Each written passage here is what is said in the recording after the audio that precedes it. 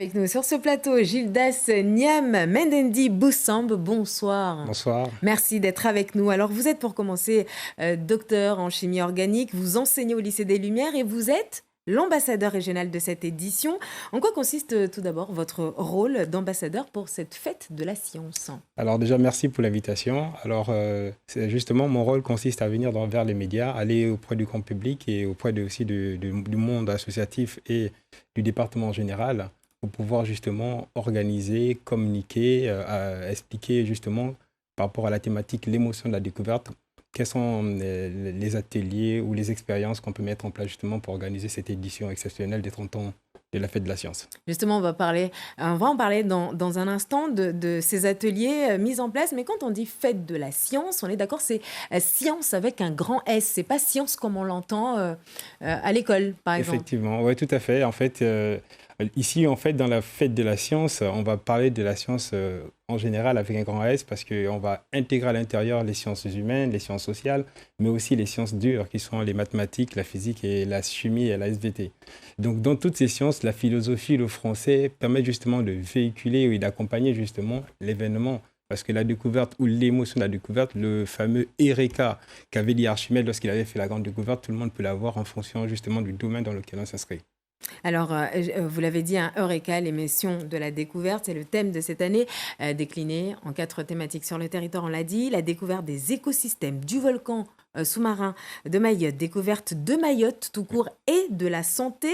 Ce sera l'objet d'expositions, de débats. Comment ça va se passer justement cette grande fête? Est-ce que vous pouvez nous en dire plus? Bien sûr, en fait, pour marquer les 30 ans de cette année de la Fête de la Science, on organise le village des sciences, justement, et ce serait justement à côté de la Barge, à la place de la République.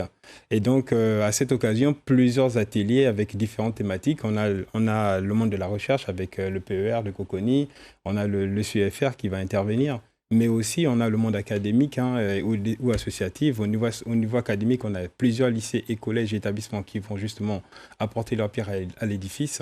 Mais on a aussi le monde associatif qui vont justement l'environnement, qui vont parler de l'environnement, qui vont essayer d'aborder d'autres thématiques sur l'écosystème aussi de notre département. Et donc, différents ateliers avec des posters, avec des échanges, des exposés, qui vont justement permettre d'enrichir et de valoriser cet événement. Donc la fête de la science sort hors des murs de l'école pour vraiment s'ouvrir au public. Aller à la rencontre du public partout à Mayotte et justement le point de rencontre, ce sera justement à la place de la République pour mieux communiquer, mieux échanger et aussi montrer que les sciences, c'est pas aussi magique que ça. Au contraire, c'est l'émotion, c'est la joie et justement, c'est le côté waouh qu'on veut rechercher. Alors, pour ces 30 ans de la Fête de la Science, j'ai vu qu'un comité d'histoire a été créé. Quel est leur rôle et où est-ce qu'on peut voir leur travail? Alors, le comité d'histoire, le comité fait partie de cet organisme qui m'accompagne justement dans la communication. Et donc, c'est grâce à eux, par exemple, qu'on a pu participer à l'Esprit sorcier qui a été en collaboration avec l'émission Sorcier à Paris. Et donc, ce comité, justement, nous a apporté des éléments tels que la naissance de la population qu'on retrouve à Mayotte. Et on a pu observer, justement, grâce aux bateaux, aux pirogues qu'on retrouve ici, justement, qui ont permis, justement, d'apporter cette population-là qui vient soit de l'Afrique, sur la corne orientale du continent, mais aussi du côté du Pakistan. C'est pour ça qu'on retrouve une population assez métissée ici à Mayotte. Donc ça, c'est un travail qu'on peut voir où alors? Alors, on aura l'occasion de voir ce travail du côté du village des sciences, mais aussi du côté du département où on aura des ateliers, et même dans les établissements aussi, parce qu'il y aura des maquettes qui seront justement présentées pour pouvoir montrer aux gens. Vous, d'ailleurs, personnellement, vous travaillez avec vos élèves sur une maquette bien particulière. Est-ce que vous pouvez nous en parler? Est-ce qu'on pourra la voir au Village des Sciences ou même au Lycée des Lumières où vous travaillez? Exactement. En fait, alors déjà, il faut partir du principe que je ne suis pas seul. Je suis dans toute une équipe. Je salue mes collègues justement du Lycée des Lumières qui ont bien voulu jouer le jeu pour marquer cet événement. Et en fait, on a voulu valoriser au Lycée des Lumières le bananier. Donc, ça peut paraître un peu insolite, mais justement, le bananier constitue en fait est cultivé pour la consommation de la banane. Mais la fibre de bananier ou bien le tronc de bananier est plutôt un déchet. Et donc, on a décidé de valoriser ces déchets-là en extrayant dans des fibres. Et à partir de ces fibres, on arrive à fabriquer du papier qu'on utilise, le papier pour écrire, qui nous sert dans la vie de tous les jours, que tous les élèves ont à chaque rentrée, mais aussi faire des vêtements, du textile à partir de la fibre. Que vous allez vendre du coup.